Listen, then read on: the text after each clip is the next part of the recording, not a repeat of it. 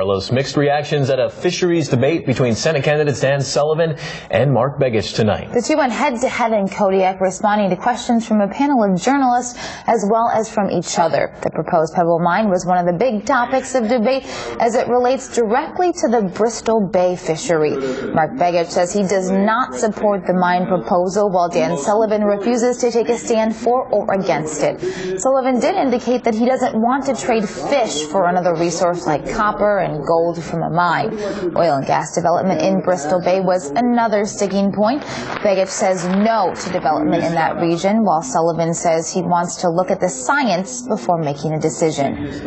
Well, I didn't hear a clear answer on Pebble Mine from him. I didn't hear a clear answer on the issue around Bristol Bay and oil and gas drilling in that area. I didn't hear a clear answer on several things. It's also very clear that Dan Sullivan is not up on the issues that affect our fisheries here, and it was embarrassing.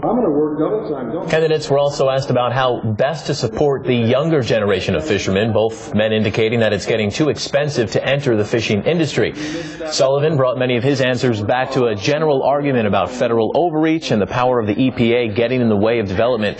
He also emphasized his experience in the State Department. Senator Begich had the upper hand going into tonight's debate with his experience on the Federal Fisheries Committee and with official support from United Fishermen of Alaska. Sullivan says he prepared for the debate by speaking with the fishing community. I've been going out meeting with hundreds of members of Alaska's fishing community and listening and hearing what their concerns are. I felt like he came here because he was challenged to come to Kodiak, to actually come to the debates. And I felt that he was completely unprepared. I was glad that he came, and even though some of his answers were a little choppy and all, I'm glad that he was able to make it here and shoot from the hip.